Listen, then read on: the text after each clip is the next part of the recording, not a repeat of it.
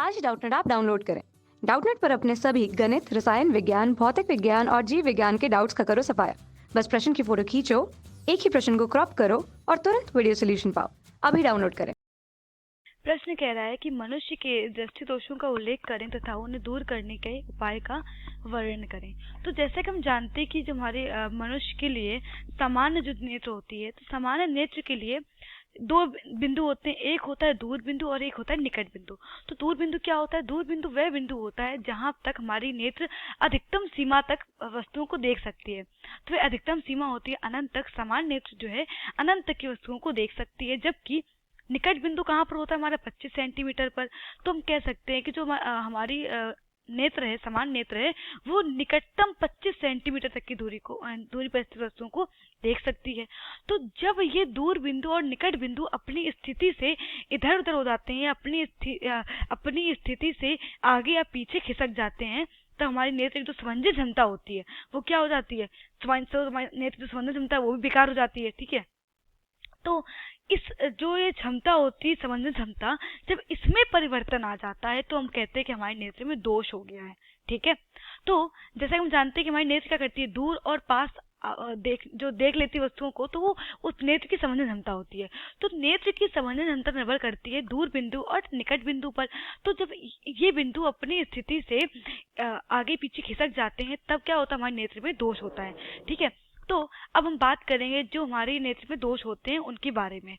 तो हमारे नेत्र में जो 3 दोष होते हैं, तो तीनों दोषों के बारे में बात करेंगे। मुख्यतः कौन सा दोष? निकट दृष्टि दोष, दूर दृष्टि दोष तथा जरा दूर दृष्टिता। ठीक है, तो ये क्या होते हैं? 3 मुख्यतः रोग होते हैं हमारी आंख में, दृष्टि दोष जो होते हैं बेसिकली। ठीक है, तो हम पहला बात करेंगे निकट दृष्टि दोष के बारे में। तो निकट दृष्टि दोष क्या होता है? तो इस दोष में हम लोग पास की वस्तु तो देख सकते हैं, निकट की वस्तु को स्पष्ट रूप से देख सकते हैं, लेकिन दूर की वस्तु को नहीं। यहाँ पर लिख सकते हैं, निकट की वस्तु देख सकते हैं किंतु दूर की नहीं। अब ऐसा होता क्यों है कि इसमें हम लोग के निकट की वस्तु देख सकते हैं, दूर की वस्तु नहीं देख पाते हैं? ऐसा होता ये है क्योंकि जो हमारी निकट दृष्टि दोष में क्या होता है कि जो हमारा निकट बिंदु होता है वो समान नेत्र के निकट बिंदु से कम दूरी पे आता है। तो हम कह सकते हैं कि निकट बिंदु कहाँ पर आता है? 25 सेंटीमीटर से कम दूरी पर। 25 सेंटीमीटर से कम दूरी पर आ जाता है। इसको एक काम करते हैं कि बाद में लिख लेंगे इन दोनों दोषों को। ठीक है, पहले एक एक दोष के बारे में समझेंगे हम। ठीक है, तो जो हमारा निकट बिंदु होता है वो कहाँ पर आता है? निकट बिंदु हमारा 25 सेंटीमीटर से कम दूरी पे आ जाता है। तो अब ये दोष होता है कि इस दो जो में वस्तु होती है वो हमें स्पष्ट रूप से दिखाई देती है। ऐसा होता क्यों है? क्योंकि जब इस दोष में जब निकट बिंदु पास आ जाता है 25 सेंटीमीटर, तो जो वस्तु से चलने वाली जो समांतर किरणें होती हैं वो क्या होता है? रेटिना की बजाय रेटिना की पहले ही किसी एक बिंदु पर मिल जाती है। मान लीजिए यहाँ कोई बिंदु होगा और वहां पर क्या होगा? जो ये किरणें होंगी वो मिल जाएंगी। ठीक है, मान लीजिए ये कोई बिंदु है, यहाँ पर वो क्या हुआ? हमारे बिंदु मिल गए, तो हमें क्या होगा? तभी ये वस्तु स्पष्ट रूप से दिखाई नहीं पड़ती है। तो अब निकट दृष्टि दोष को दूर करने के उपाय कौन से हैं? निकट दृष्टि दोष को दूर करने के लिए उपाय कौन से हैं? अगर हम अवतल लेंस का प्रयोग करें। कौन से लेंस का? अवतल लेंस का। तो अगर हम अवतल लेंस का प्रयोग करेंगे, मान लीजिए हमने यहाँ पर क्या करा? अवतल लेंस लगा दिया, तो अब क्या होगा? तो जो हमारी समांतर किरणें आ रही होंगी, तो जो भी हमारी समांतर किरणें आएंगी वो क्या होगा? पहले हमारे अवतल लेंस से पड़ेंगी, उसके बाद क्या होगा? अवतल लेंस से वो कहाँ पर पड़ेंगी? तो अवतल लेंस क्या करेगा? जो किरणें होंगी इनको ऐसे मिलता हुआ प्रतीत कराएगा। जो किरणें होंगी जब हमारी आंख में दोष होगा तो निकट बिंदु से क्या होगा? पास में आ जाएगा। 25 सेंटीमीटर से कम दूरी पर तो ये बिंदु यहाँ पर फिर नहीं होगा, मान लीजिए यहाँ कहीं का हो जाएगा। ठीक है, तो लेकिन जैसे ही हम अवतल लेंस का प्रयोग करेंगे तो क्या करेगा? अवतल लेंस जो किरणें आ रही होंगी, मतलब कि हमारी वस्तु से जो समांतर किरणें आ रही होंगी, उनको क्या करेगा? उनको पहले यहाँ पर फोकस कर देगा।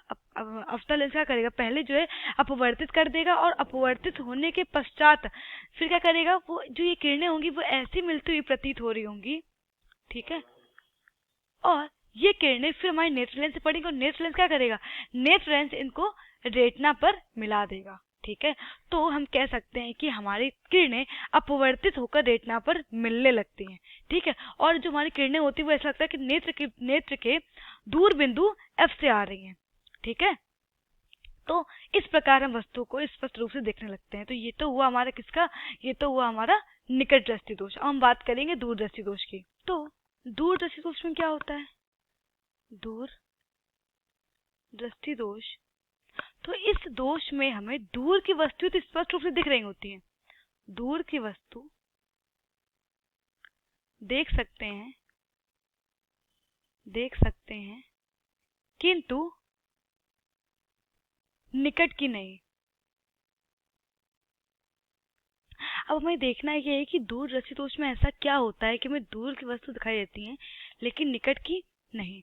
तो इसका जो ये दोष होता है, वो इसका जो मेन कारण होता है वो ये होता है कि दूर दृष्टि दोष में जो हमारा निकट बिंदु होता है वो क्या होता है, 25 सेंटीमीटर से अधिक दूरी हो जाता है, ठीक है। जो हमारा निकट बिंदु होता है वो क्या होता है, 25 सेंटीमीटर से अधिक दूरी पर जाता है। मान लीजिए ये हमारी दूरी है 25 सेंटीमीटर है, क्योंकि क्या होगा, निकट बिंदु हमारा यहाँ कहाँ हो जाए, यहाँ कहीं हो जाएगा, ठीक है। तो होता क्या है, जैसे ही हम कोई वस्तु देखते हैं तो जो उसका प्रतिबिंब होता है वो रेटिना के पीछे कहीं जाके बनता है, रेटिना पर ना बन के रेटिना के पीछे कहीं बन रहा होगा, ठीक है। मान लेते हैं यहाँ पर कहीं बन रहा होगा, ठीक है।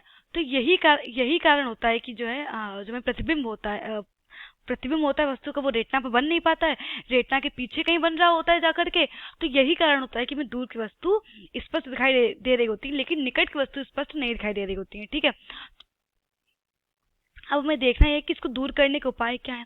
तो इसको दूर करने के लिए एक ही उपाय है कि अगर हम जो है क्या कर दें, उत्तल लेंस का प्रयोग कर दें। तो उत्तल लेंस का प्रयोग करने से क्या होता है, उत्तल लेंस का हम जैसे प्रयोग करते हैं तो ये उत्तल लेंस क्या करेगा, उत्तल लेंस जो है किरणों को कहाँ पर फोकस करने में मदद करता है, उत्तल लेंस किरणों को जो है रेटिना पर फोकस करने क्या करता है, कोशिश करता है और जो है रेटिना पर फोकस कर देता है, ठीक है। तो होता क्या है, जैसे ही हम जो है उत्तल लेंस का प्रयोग करते हैं तो जैसे जो दोषित नेत्र होती है वो 25 सेंटीमीटर दूर पर रखी वाली वस्तु से चलने वाली, जिसमें 25 सेंटीमीटर कोई वस्तु रखी हुई है, तो 25 सेंटीमीटर पर रखी कोई वस्तु से चलने वाली किरणें इस लेंस से निकलने वाले निकट बिंदु एन से आती हुई प्रतीत होने लगती है। तो जो ये निकट बिंदु हमारा एन है इससे आती हुई प्रतीत होने लगेंगी, ठीक है। तुम्हारे निकट बिंदु एन से आती हुई प्रतीत होने लगेंगी और फिर ये किरणें अपवर्तित हो कहाँ पर मिल जाएंगी, ये किरणें अपवर्तित होने के पश्चात रेटिना पर पुनः मिल जाती, तभी जो है वस्तु में स्पष्ट रूप से दिखाई देने लगती है, ठीक है। तो हम कह सकते हैं कि इस दोष को दूर करने का क्या उपाय है, अगर हम उत्तल लेंस का प्रयोग कर लें। किसका, कौन सा लेंस का प्रयोग करें, उत्तल लेंस का प्रयोग करें। अब आते हैं अपने दूसरे दोष पर, जो क्या है, जरा दूरदर्शिता। तो देखना ये है कि जरा दूरदर्शिता क्या होता है। तो जरा दूरदर्शिता, पहला तो जो ये रोग होता है ये किसमें होता है, ये आयु में वृद्धि होने के साथ होता है। ये रोग होता है आयु में वृद्धि के साथ, मतलब कि ये कि जो लोग जिनकी आयु बढ़ने लगती है, या हम कह सकते हैं कि बूढ़े लोगों में ये रोग होता है, क्योंकि जब आयु में वृद्धि होती है तो जो नेत्र की समझने क्षमता होती है वो नेत्र की समझने क्षमता घट जाती है। और ऐसे में होता क्या है कि जो हमारे निकट बिंदु और दूर बिंदु दोनों ही अपनी स्थिति से दूर हट जाते हैं, ठीक है। निकट बिंदु और दूर बिंदु, निकट व दूर बिंदु दोनों ही अपनी स्थिति से हट जाते हैं, ठीक है। हट जाते तो ऐसे में होगा क्या, जब निकट और दूर बिंदु दोनों ही अपनी स्थिति से हट गए हैं तो हमें तो जरा दूरदर्शिता में हमें दोनों रोग हो जाते हैं हमारी आंखों में, निकट दृष्टि दोष और दूर दृष्टि दोष, ठीक है। निकट व दूर दृष्टि दोष, ठीक है। तो हमें होता क्या है, तो हम समझ सकते हैं कि जरा दूरदर्शिता में ना तो हमें निकट की वस्तु दिख रही होती है, ना ही हमें दूर की वस्तु दिख रही होती है। तो इस दोष को दूर करने के लिए हम लोग यूज करते हैं किसका, द्विउत्तल लेंस का। या द्विफोकसी लेंस का। हम लोग द्विफोकसी लेंस का प्रयोग करते हैं। तो द्विफोकसी लेंस का प्रयोग करने से होता क्या है, द्विफोकसी लेंस का जो ऊपरी भाग होता है, ऊपरी